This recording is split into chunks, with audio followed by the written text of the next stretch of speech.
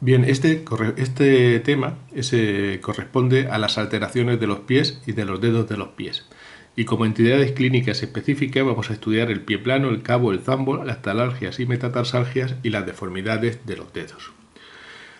El pie nos sirve sobre todo para sustentar el peso del cuerpo y tiene una función de relación con la marcha.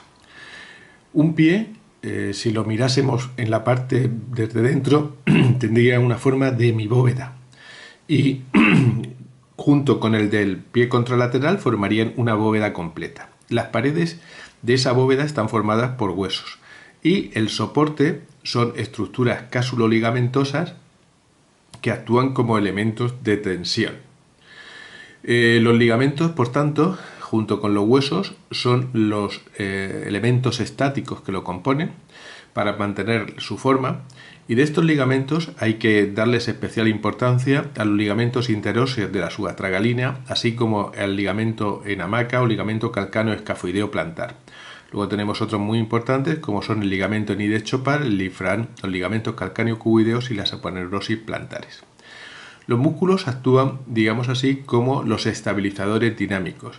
Y siempre un pie no está nunca en reposo, siempre existe una fase de contracción y relajación de los músculos y a su vez esas pequeñas superficies articulares, esas artrodias óseas se van acoplando para mantener los huesos del pie en contacto.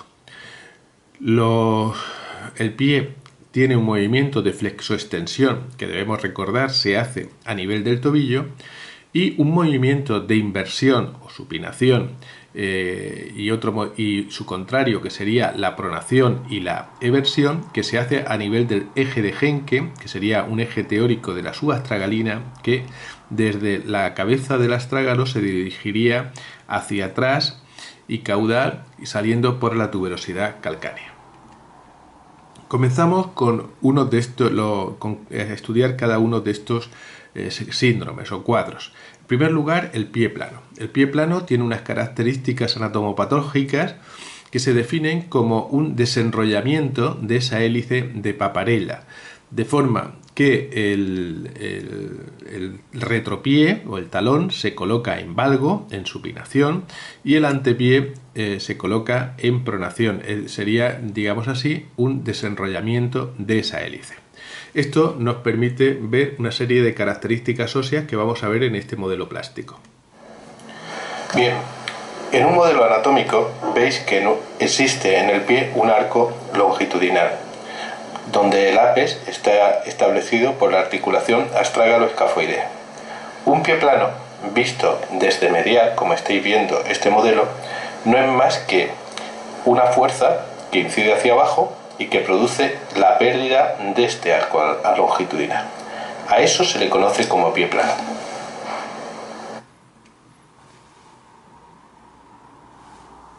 Si lo veis desde detrás, si tengo un pie plano, la fuerza que produce este pie plano hace que el talón se desvíe en valgo. Aquí lo estamos exagerando, pero esta sería la normal y el talón se ha ido en valgo. Esta es otra característica del pie plano. Por último, en visión anterior, si el pie se va en plano, se produce una rotación hacia afuera.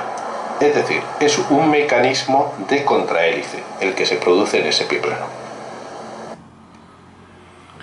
Bien, los pies planos, a grandes líneas, responden a causas óseas que podríamos encuadrar como las malformaciones o el astrágalo vertical congénito. Es un cuadro que aparece en la primera infancia, que puede ser aislado o pertenecer a cuadros más importantes polimalformativos y que da lugar al típico pie en mecedora. Puede estar dentro de los cuadros de sinostosis o puentes óseos, lo que conocemos como pies planos espásticos peroneos o coaliciones tarsianas, que también vamos a estudiar. Puedes responder a escafoides supernumerarios, es decir, prolongaciones del escafoides que actúan desviando el tendón del tibial posterior y produciendo una insuficiencia del tibial posterior. Se ven también en la adolescencia o en la primera juventud. O pueden ser las de causa de como secuelas traumáticas, por ejemplo, en las fracturas del calcáneo. donde se produce una conminución de la cortical lateral y por tanto el retropié, el talón, se va hacia valgo. También en las secuelas de fracturas del ifrán pueden ocurrir. Además de eso, pueden aparecer pueden ser como tener una causa cásulo-ligamentosa. A eso respondería, por ejemplo, el pie plano laxo infantil. O pueden ser alteraciones endocrinas como los sobrepesos y agravados por los genuvalgos. O en casos de enfermedades reumáticas como la artritis reumatoide. También pueden tener una base neuromuscular, como puede ser la disfunción del tendón del tibial posterior en todas sus variantes, o las retracciones de Aquiles, donde se produce una compresión del astrágalo entre el calcáneo y la mortaja, o miopatías, donde se producen debilidades de los tendones de los tibiales, tanto anterior como posterior, que conducen a un pie plano. Máxime también en la poliomielitis, donde se ve agravado por la disfunción del tendón del peroneo lateral largo, que es uno de los principales mecanismos que hacen el estribo del pie y del tobillo, el estribo dinámico de ese pie y de ese tobillo. En concreto, nos interesa que estudiéis más en profundidad estos 4 cuadros que os ponemos aquí. El astrágalo vertical congénito, propio de los primeros meses de la vida, el pie plano valgo laxo infantil, que es hoy lo conocemos como una variante de la normalidad, como hemos dicho, y que aparecería en la adolescencia. El pie plano espástico, en la adolescencia, en la niñez. El pie plano espástico peroneo es el que aparece en la adolescencia y suele cursar con dolor. Y el pie plano del adulto, que suele ser normalmente o tiene un inicio como una disfunción del tendón del tibial posterior. La clínica de un pie plano puede ser que este pie nos aparezca o bien con dolor, o bien con deformidad, o bien con alteraciones de la marcha. Los pies planos que cursan con dolor son, en la adolescencia, el pie plano espástico peroneo por coaliciones tarsianas, es decir, que si un adolescente entre 10 y 14 años aparece con dolor, pensar en este cuadro. Y luego, en el adulto, los pies planos por disfunción del tibial posterior, que puede ser o bien al inicio de esta alteración, porque el tendón se está inflamando o hay una fase de paratendinitis, o bien se está rompiendo, y ya posteriormente en la fase tardía, cuando se han producido las secuelas, el tendón se ha roto, se ha producido un pie plano y entonces se está produciendo una artrosis en el pie y en el tobillo. La deformidad del pie, pues son los clásicos signos que hemos descrito. Tenemos que ver que hay una disminución del puente, si lo miramos desde medial, y que existe un retropié en valgo. Ante eso tenemos que intentar ver la elasticidad o la flexibilidad más bien de ese pie y de ese tobillo. Entonces, para la flexibilidad tenemos la prueba del Jack Toe Rising Test, que consiste en poner el primer dedo en dorsiflexión y vemos cómo aumenta el arco medial ayudado por ese efecto Windlass de la aponeurosis plantar. Debemos de ver que no existe contractura de Aquiles con esa flexibilidad, haciendo una dorsiflexión del tobillo y viendo que esta es superior a los 10-20 grados. Y además de ello, pues hacemos la prueba de Fonseca, que es que mirando desde detrás al niño, le decimos que se ponga de puntillas y veremos que el retropié se va al valgo o al neutro. Entonces, en estas características nos aparece lo que conocemos como un pie plano valgo flexible. Si el pie está estructurado, la prueba de Fonseca es negativa, es decir, el valgo no se viene a esa posición neutra o en varo. Además de ello, vemos que cuando está en bipedestación hay un síndrome de demasiados dedos. Vemos los dedos del pie como sobresalen, los podemos ver por detrás, cuando eso no es así en el sujeto normal, ¿de acuerdo? Y podemos elicitar, digamos así, dolor si tocamos el trayecto del tibial posterior. Además de ello, en las formas donde son secundarias alteraciones neurológicas o miopáticas, podemos encontrarnos alteraciones de la marcha, son los clásicos niños patosos. Aquí os hemos puesto lo que en principio podríamos hablar de la flexibilidad o qué causas podemos pensar cuando tenemos un niño con un pie plano, ¿no? Entonces, en principio, tenemos que ver si el pie es flexible o no es flexible. y debemos de ver si esos pies son sintomáticos o no son sintomáticos. Así como que tenemos que ver si están alteradas la movilidad de la subastragalina o si existe un equinismo del retropié. En esos casos debemos de hacer estudios radiográficos e incluso a veces ampliarlo con estudios de resonancia o de TAC, ¿no? Y en muchos de ellos debemos de pensar si existe una alteración neurológica, aunque esta es mucho más, tiene una mayor asociación en casos de pie cabo. Bien, comencemos con el pie plano valgo laso infantil, el más frecuente que se os va a presentar en vuestra consulta. Es un pie que ha perdido, como veis en la fotografía de la derecha, ha perdido el arco medial del pie, y son niños que si andasen con las manos las tendrían planas, ¿no? Entonces vemos que si por detrás estamos viéndolos, al ponerlo estos niños de puntillas, vemos el signo de Fonseca, es decir, el retropié se va hacia abajo. A la izquierda os he puesto lo que sería, digamos así, un algoritmo de seguimiento, de diagnóstico y tratamiento. Nosotros habitualmente, si seguimos al niño con con podobarometría. Y los niños pequeños ya debéis saber que todos nacemos con un pie plano, y es cuando comenzamos a ser la madurez, cuando el pie va adoptando unas características de normalidad. Las radiografías, si las pedimos en los niños, debemos de pedirlas comparativas, porque según la edad, pues veis, como veis aquí en la dorsoplantar, pues a veces no están los núcleos del escafoides ni tal, y entonces tenemos que intentar hacer una serie de ángulos.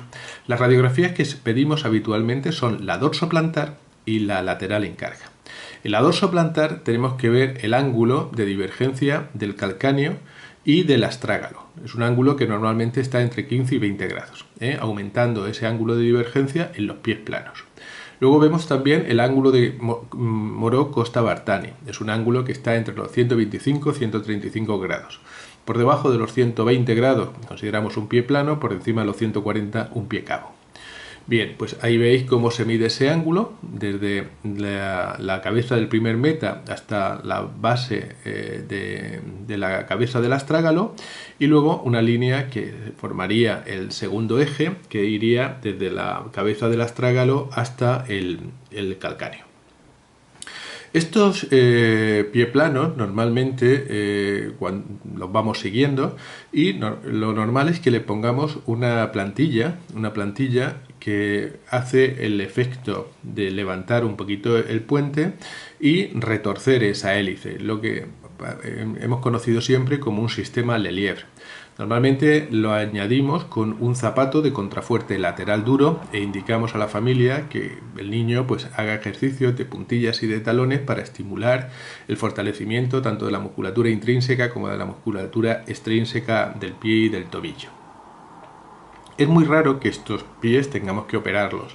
Solamente operamos a niños con pies planos unipodales que son sintomáticos o que son muy graves, y que después de 3 años de un tratamiento ortopédico no hemos conseguido, digamos así, llevarlos a un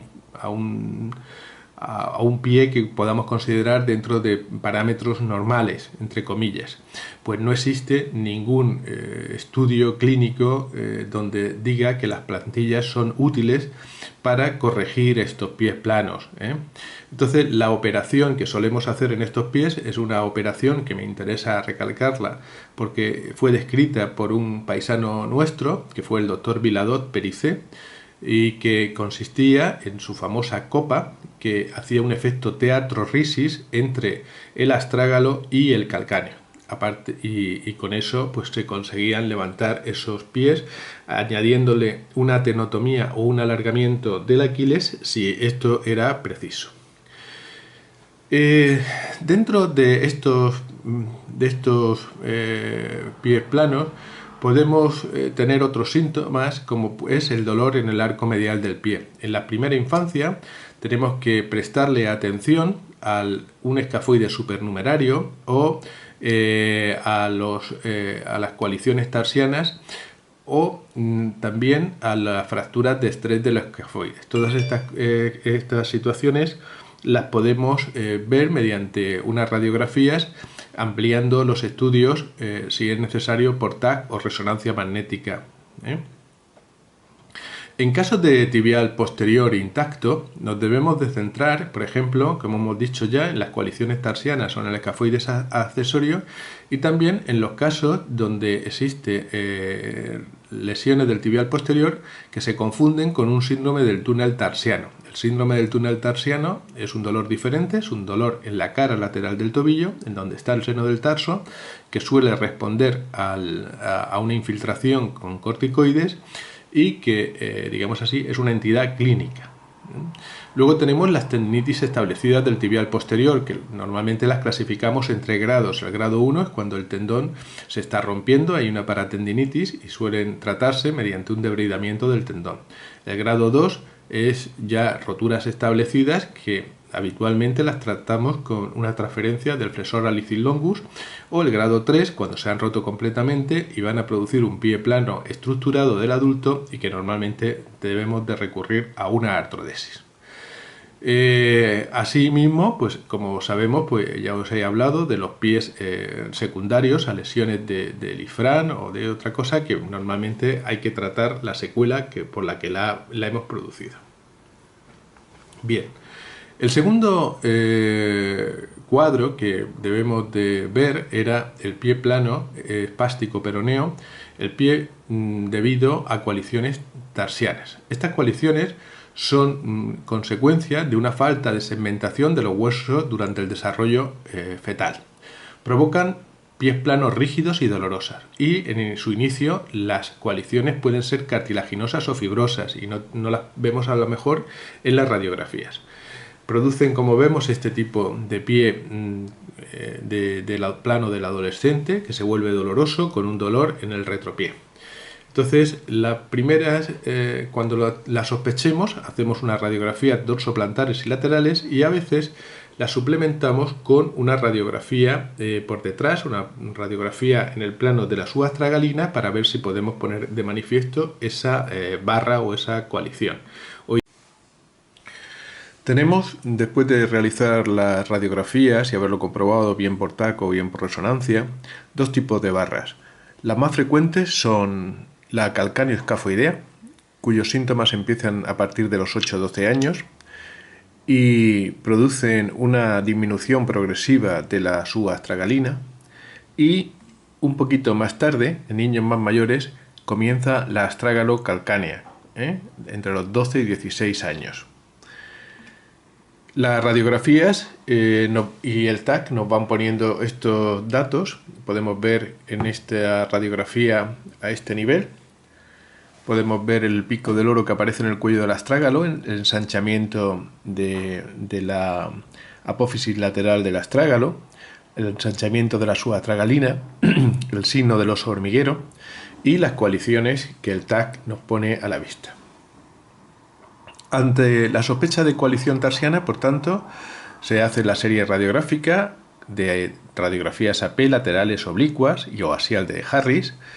Si no se identifican las coaliciones pensando que pueden ser de naturaleza fibrosa o cartilaginosa, realizamos un TAC o una resonancia. Y cuando la tenemos confirmada, el tratamiento va a depender de los síntomas que producen. En los casos asintomáticos, observamos al niño. Si los dolores son moderados, podemos intentar un tratamiento sintomático durante un breve periodo, pero si ahí aparecen dolores importantes, o bien hacemos una resección de la coalición si no hay cambios degenerativos, o por el contrario, si aparecen cambios degenerativos o continuase el dolor, realizaríamos una triple artrodesis. Aquí tenemos cuál sería el esquema de resección de una barra calcáneo-escafoidea, y donde normalmente introducimos músculos o sustancias que impidan otra vez la osificación de esa barra.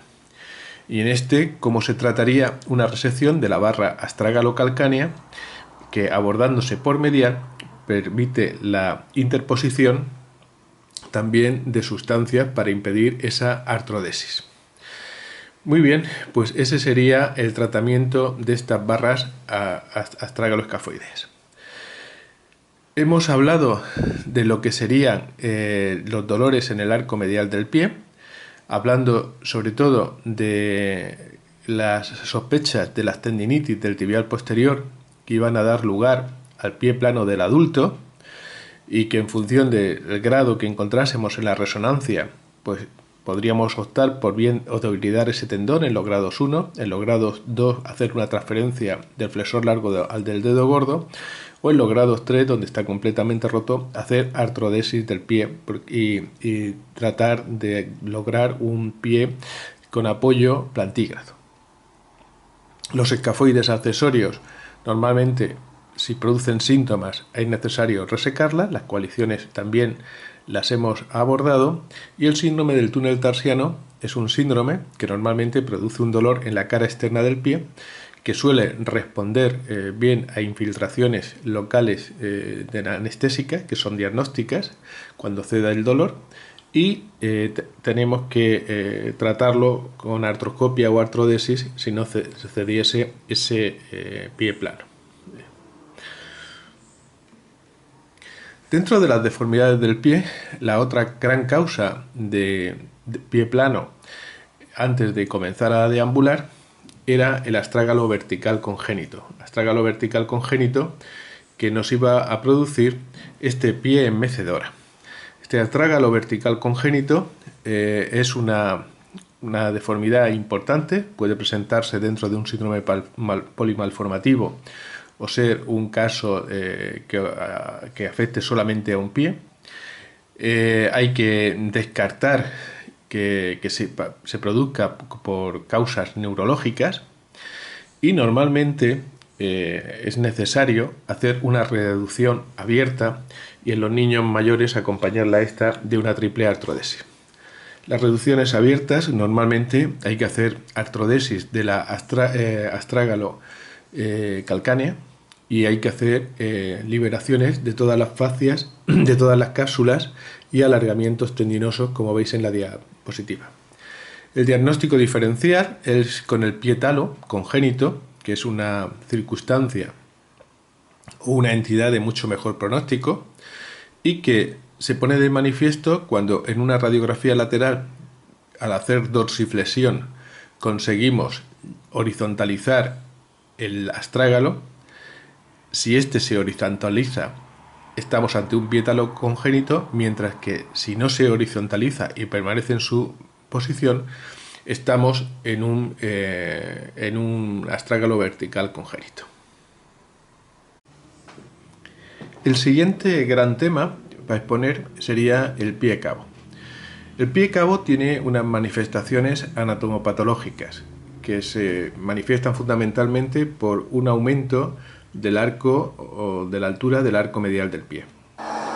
Bien, si este es el modelo, veis la articulación astrágalo-escafoidea, la línea de Meari, que estaría bien, pero ¿qué ocurre en un pie cabo? Pues que este arco está aumentado, el calcáneo está aumentado, ¿de acuerdo? Se supina y se bariza, y entonces aumenta el arco longitudinal del pie, ¿de acuerdo? Produciendo pues las metatarsalgias típicas en la zona de los primeros dedos y todo esto. En visión posterior. Y por detrás, ¿qué ocurre en un pie cabo? Pues que al aumentar el ángulo, el calcáneo se bariza. Entonces, si esta es la posición, al contrario que en el pie valgo, que se valguizaba, en el varo, en el cabo, se bariza, se mete hacia adentro. ¿De acuerdo? ¿Y qué ocurre en el cabo con los metatarsianos? Pues que al aumentar este ángulo, los metatarsianos sufrirán un hiperapoyo en la parte anterior. Es decir, estamos ante un pie cabo varo. El pie cabo, como el pie plano, puede deberse a causas óseas, casuloligamentosas o neuromusculares. Las causas óseas pueden ser de características congénitas, es muy raro, traumáticas, en las luxaciones periastragalinas pueden ocurrir, o por alteraciones mecánicas externas, que podía ser un ejemplo las mujeres chinas a las que se les vendaban los pies para hacerlos más pequeños, pues estas chicas normalmente tenían pies cabos. Las causas cápsulo-ligamentosas de un pie cabo suelen ser todavía más raras y pueden deberse a cicatrices o quemaduras en la planta del pie, a la enfermedad de Lederhost, que coexistiría con la enfermedad de Dupuytren o la enfermedad de Peyronie, y en algunos casos de artritis crónica juvenil. Las causas neuromusculares son sin duda las más frecuentes, y dentro de ellas las enfermedades neurológicas tipo el Charcot-Marie-Tooth o el disrafismo espinal han sustituido a la poliomielitis como causa frecuente de pie cabo.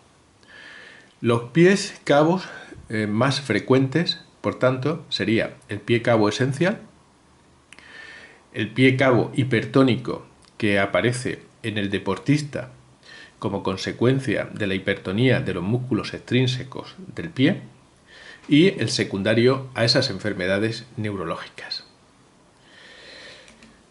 En la deformidad del pie lo que vemos fundamentalmente es un arco longitudinal alto que lo ponemos de manifiesto por esas radiografías laterales en bipedestación. Así podemos tener fundamentalmente dos tipos de pie cabo, que sería el pie cabo posterior o pie cabo talo, que lo observamos fundamentalmente en las debilidades del tríceps ural, y el pie cabo anterior, que es normalmente lo que encontramos en el pie plano, en el pie cabo esencial. El pie mixto pues sería normalmente de causa iatrógena ante un pie cabo donde se ha producido un alargamiento excesivo del tendón de Aquiles. Estos pies siempre debemos de pensar que si progresan los pies cabos se deben a disbalances musculares y se va a producir, la anatomía patológica es una pronación del antepié en relación al retropié. Son raros al nacimiento, se van desarrollando con el tiempo, y el carácter que marca la diferencia de si estamos ante un pie esencial, ante un pie cabo esencial o no, es el carácter progresivo de la deformidad. Entonces, si esto ocurre, una progresión, hay que determinar posibles causas, sobre todo neurológicas. Y las causas más comunes de progresión son las neuropatías sensitivo-motoras. En este caso, hoy día se establecen tres grandes grupos. El tipo 1 estaría incluida en el Charcot-Marie-Tooth, representa el 60% de ellos y es la causa más común. El tipo 2 es una forma de degeneración axonal y el tipo 3 suele ser la más severa, y en ella se incluyen las enfermedades como el Dejerine-Sottas. El desbalance muscular normalmente se va a expresar porque hay una debilidad de los intrínsecos del tibial anterior y del peroneo corto. Esto puede conducir a una mayor tensión del tibial posterior y del peroneo lateral largo. Ambos son los estribos del pie. La debilidad de estos intrínsecos conduce a que no exista oposición a los extensores extrínsecos, sobre todo al extensor largo de los dedos, y entonces se produce una hiperextensión de la metacarpo falángica y los flexores cortos producen una flexión de las interfalángicas. Como consecuencia de ello, se produce un dedo en garra. Es el efecto contrario al intrínseco. Además de ello, aumenta el efecto Windlass de la fascia plantar, que contribuye a tener una mayor garra de los dedos. Y el peroneo lateral largo provoca una mayor flexión del primer metatarsiano. La flexión del primer metatarsiano contribuye, además de eso, a producir un varo del retropié. Y esto va a conducir a que en las fases de estancia de la marcha aumentan las tensiones y se producirá dolor y callosidades. Tenemos, por tanto, ante los pies cabos que evaluar las extremidades superiores, porque si encontramos debilidades o atrofias, podemos encontrarnos ante estos cuadros. Hay que valorar las caderas y la marcha y las extremidades inferiores, buscando atrofias de pantorrilla, etc. Y si encontramos reflejos disminuidos, podemos pensar en las atasias de Friedrich. Las radiografías nos ponen de manifiesto el aumento de este arco medial y podemos ver, si encontramos un calcaneus pitch anormal, nos va a indicar que estamos ante una debilidad del tríceps sural, y debemos de ver dónde se rompe la línea de Meary. Asimismo, debemos ver cuánto equinismo hay en el tobillo, cuánto equino hay en el antepié, la cantidad de cabo y dónde está el ápex de la deformidad. Si sospechamos problemas neurológicos, podemos realizar una resonancia, y en este caso, por ejemplo, a veces nos encontramos problemas como puede ser una siringomielia. Los electromiogramas se pueden pedir para evaluar estas neuropatías sensitivo-motoras, donde en el tipo 1 puede aparecer una disminución de la conducción motora. En el tipo 2 la conducción puede ser normal, pero puede aparecer una denervación, y en los tipos 3 pues sí que aparecen graves alteraciones. Las biopsias del nervio sural no suelen ser necesarias. Y existen algunos test específicos para determinar algunas neuropatías sensitivo-motoras. Un dato clínico que nos puede ver si el pie es flexible o no, sobre todo en el varo del primer metatarsiano, es el test de Coleman.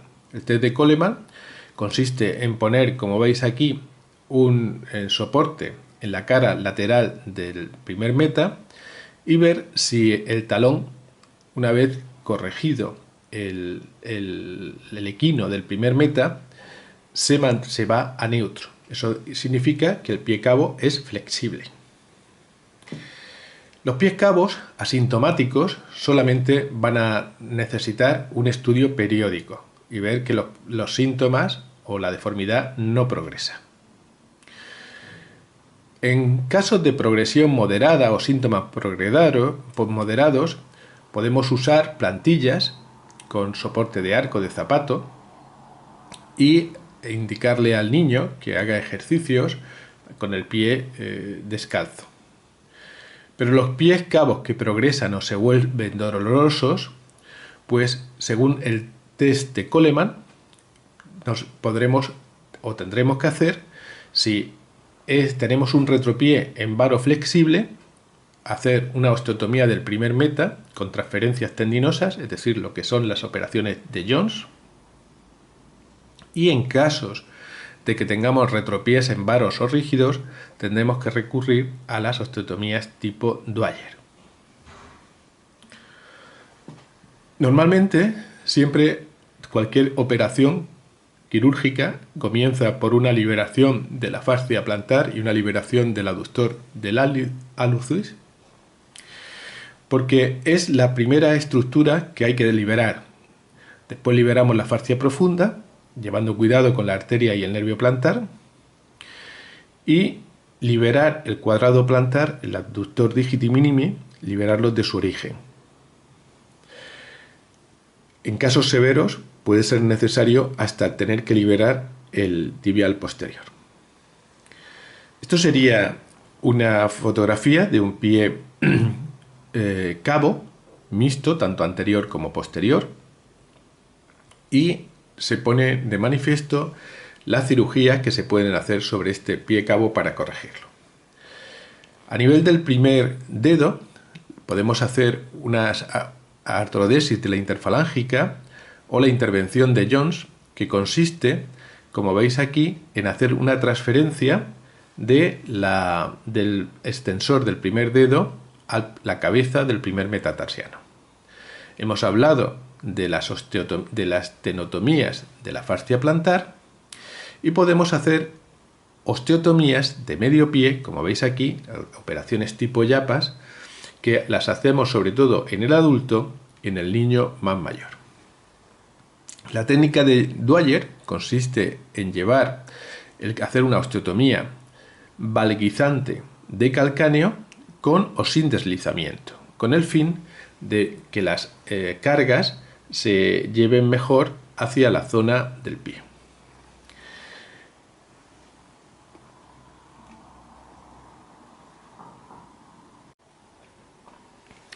Bien, dentro de las deformidades del pie, como hemos indicado, hay que distinguir las que comienzan en la infancia precoz o las que empiezan después de empezar a caminar.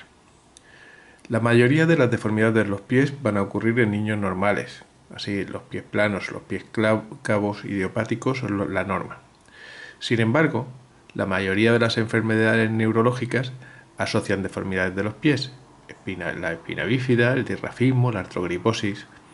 Por ello, cuando se detecta una deformidad en el pie, sobre todo si es unilateral, el primer componente del examen debe ser un examen neurológico.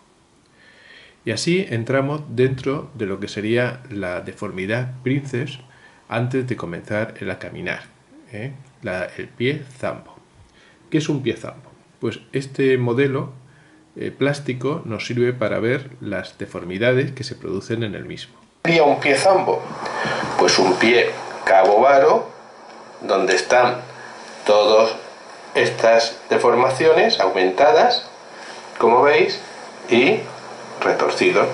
Varización del antepié, del retropié, con un varo. Y este sería el zambo del adulto que observaríais.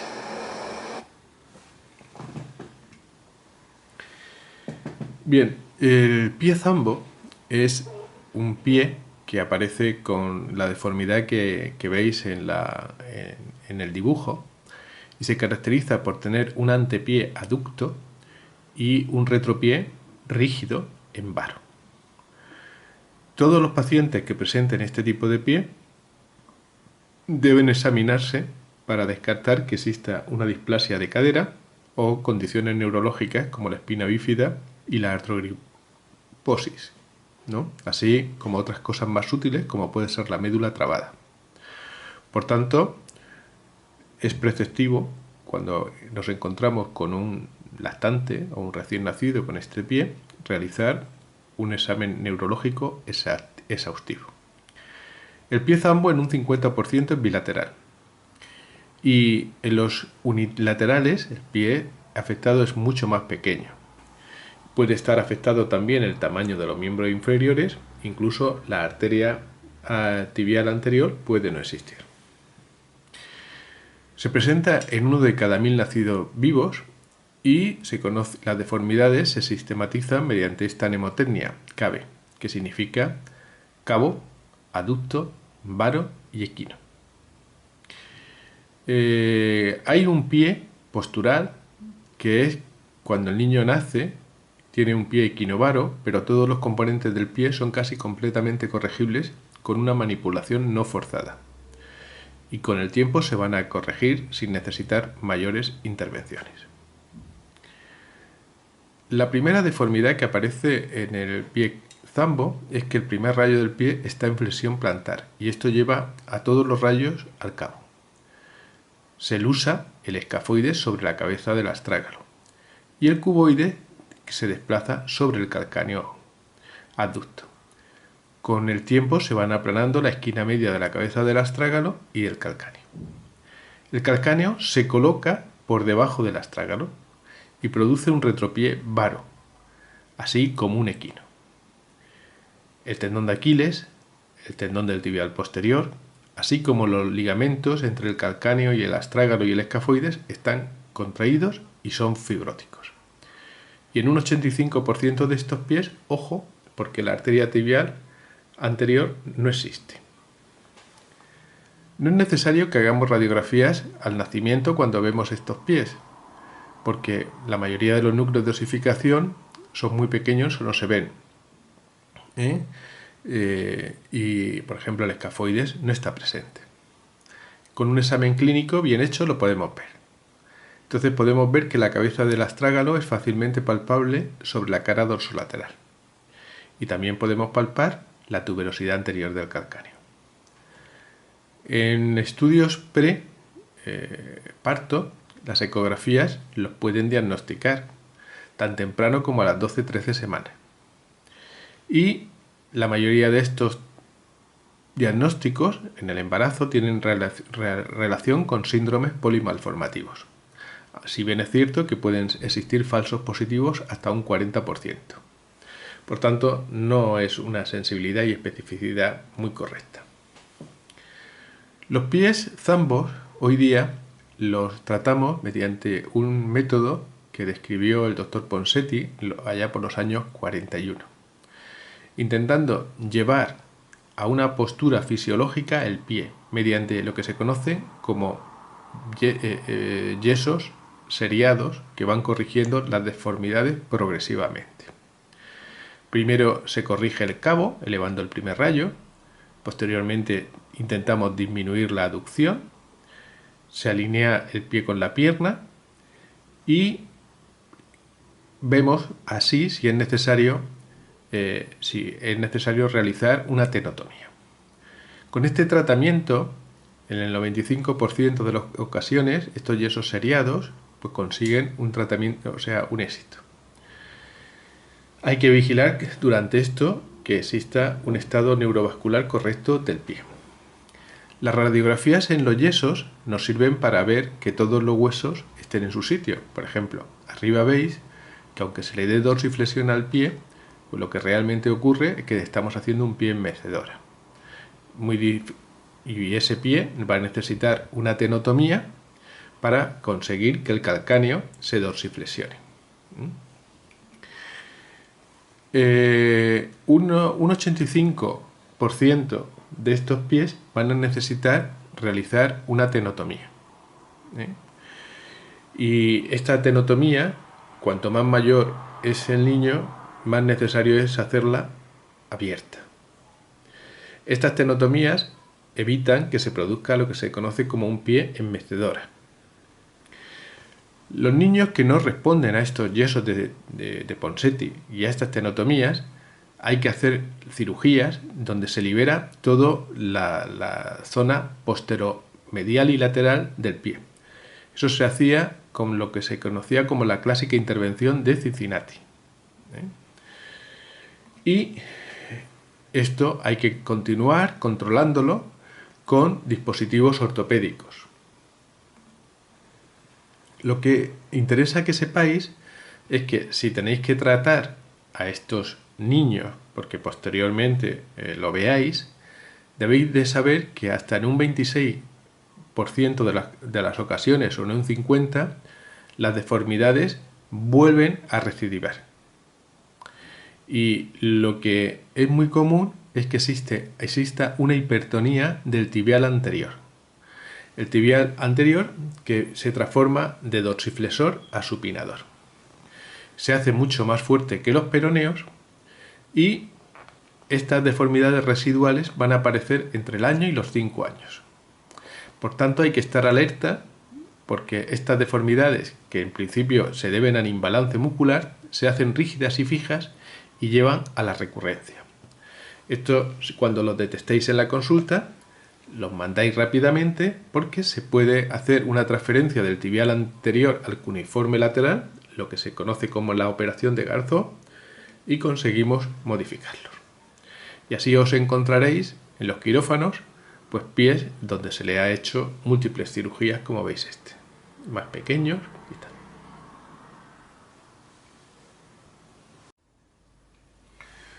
Bien, iniciamos el tema de lo que son las metatarsalgias. Las metatarsalgias, como su nombre indica, es el dolor bajo las cabezas de los metatarsianos, en el antepié. Como todo, cuando exploramos el pie, hay que hacer una historia y un examen físico. Hay que ver si el paciente ha cambiado hace poco de calzado, qué tipo de calzado usa, cuánto tiempo le está doliendo, y debemos de ver en el examen físico, a la inspección, si existen callosidades, dónde están esas callosidades, si son bajo las cabezas de los metatarsianos, si aparecen también en el talón, que nos orientan hacia cuadros diferentes. Debemos de ver si tenemos un pie cabo, si tenemos un pie plano, en fin, una serie de test que hay que ver. Y luego, a continuación, hacemos un estudio radiográfico. El estudio radiográfico debe ser siempre un estudio de radiografías en carga, mediante una proyección de una radiografía dorsoplantar en carga y una radiografía lateral en carga. Podemos distinguir dos grandes grupos de metatarsalgias en un principio: aquellas que están bien localizadas y aquellas que tienen una localización difusa. Las que están bien localizadas pueden estar asentadas en el halus, es decir, en el primer metatarsiano, o en los metatarsianos menores. En estas metatarsalgias que afectan al halus, debemos muchas veces estar pendientes de que no existan lesiones por transferencia. Debemos a veces de incorporar exploraciones radiográficas como la vista de sesamoideos, y a veces hemos de recurrir a la gammagrafía o al TAC. La más frecuente que nos aparece en la clínica es el halus rigidus. El halus rigidus se caracteriza clínicamente por un dolor en la metatarsofalágica del halus, y aparece una dificultad o una disminución de la dorsiflexión del dedo, que está disminuida y además es dolorosa. En unas radiografías, lo primero que aparece es una disminución de la interlínea articular. En función de esta disminución de la interlínea articular, de si existen, porque la mayoría de las veces existen osteofitos dorsales que impiden esa dorsiflexión, y de cómo está el hueso subcondral, pues las diferenciamos en tres grandes grupos. De acuerdo con eso, la mayoría de las veces intuimos un tipo de tratamiento u otro. El tratamiento del halus rigidus, la mayoría de las veces, es por desgracia quirúrgico, aunque podemos probar con unas plantillas de descarga metatarsal. Las otras metatarsalgias bien localizadas pueden ser debidas a alteraciones en los sesamoideos, como pueden ser esta fractura de sesamoideos que aparece, que muchas veces nos la pone de manifiesta una gammagrafía, como veis ahí, que aparece una hipercaptación. Los sesamoideos aumentan el brazo de palanca de los flexores, y la extirpación de los mismos produciría una disminución del poder de despegue del primer radio, que es importantísimo en la marcha. En los casos de halus valgus, normalmente siempre hay una lusación de la placa sesamoidea hacia lateral, y eso pone en riesgo al sesamoideo medial, que muchas veces se atora sobre la cresta intersesamoidea y produce muchas veces sesamoiditis o fracturas.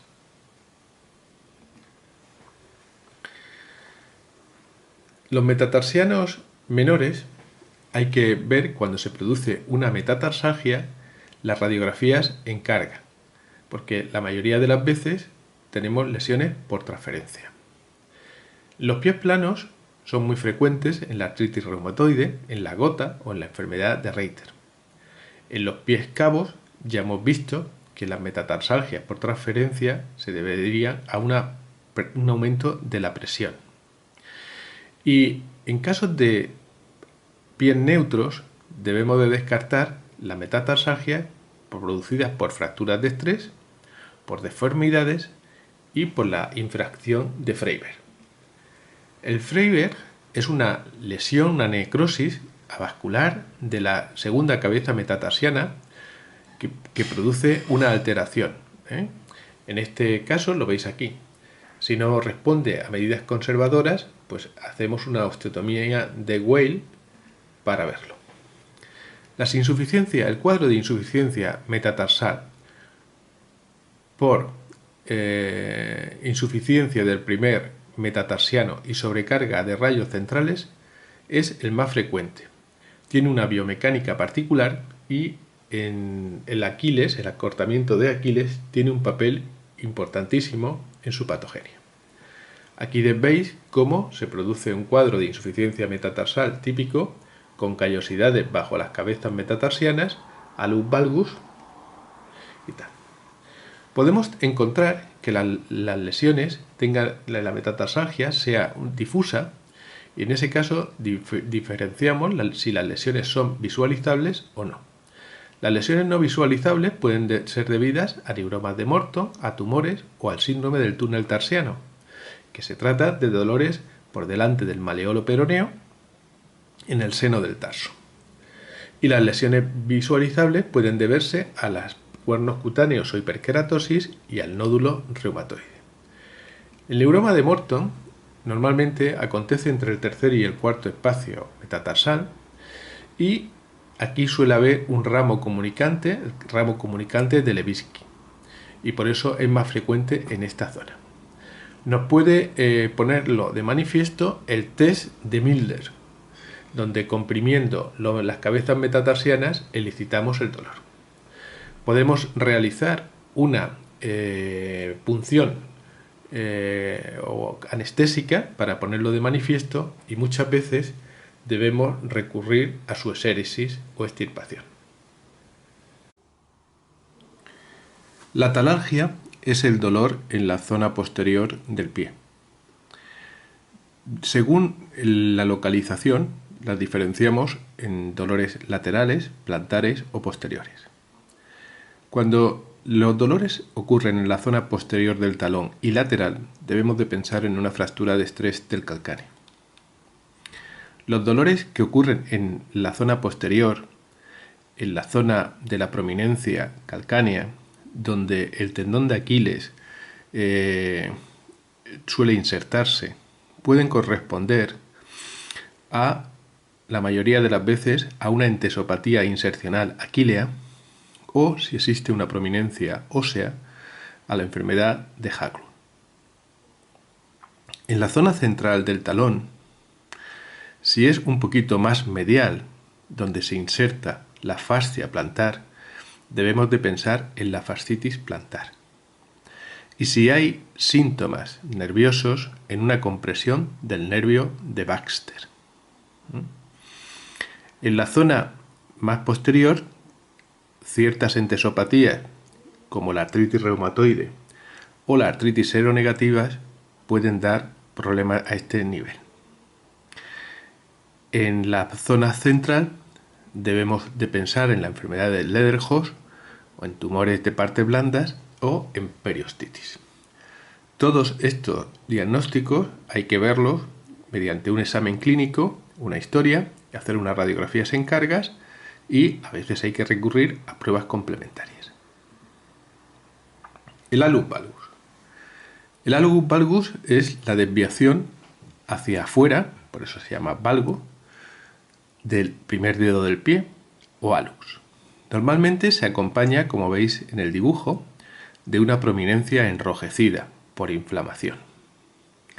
Existen unas alteraciones musculares, fundamentalmente los músculos aductores del primer dedo perpetúan y aumentan la deformidad. Existen dos ángulos que debemos de reconocer, que son el ángulo intermetatarsiano, entre el primer y segundo metatarsiano, y el ángulo metatarso-falángico, que es el que se forma entre el metatarsiano y la primera falange.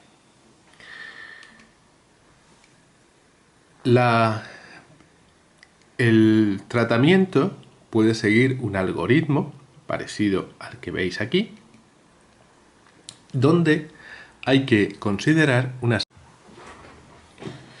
El alus valgus consiste, como veis en el dibujo, en una deformidad donde el primer dedo del pie se desvía hacia lateral, eso es decir, valgo. Además, el dedo alus.